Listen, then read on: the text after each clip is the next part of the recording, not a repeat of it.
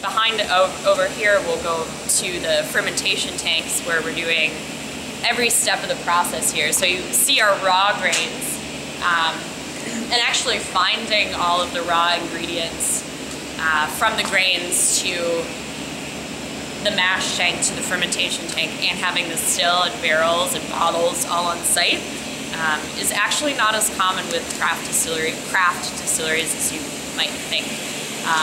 So we're doing everything from start to finish here. So this little guy over here is our mash tank. This thing. It's not a very exciting piece, just a big stainless steel giant blender, really. So there's big propeller blades in the mash tank that basically spin everything around. That's where we're putting all of those grains that we just looked at. So a lot of water goes in there as well, and an enzyme actually that is inherent in malted barley, but in the case of our single grain rye or single grain oat, most other grains don't have this enzyme. That's super important because the enzyme is what cracks open our starches to pull out the sugars. So the fermentable sugars is what we need to make our alcohol. So all of that's going on in here. It's essentially a heating process that the grains think they're going to germinate and get nice and cozy, and then crack open from this enzyme. It's called saccharification, pulling out the sugars.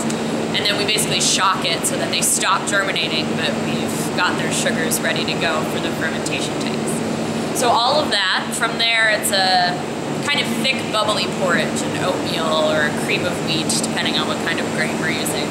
Very thick, no alcohols in there yet. So that's what goes into the fermentation tanks. So we have 5 fermentation tanks here at Koval. That's where our yeast is going.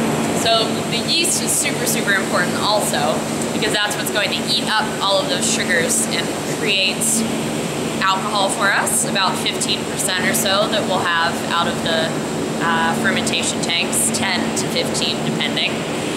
Some carbon dioxide, which is a byproduct of fermentation, and heat as well.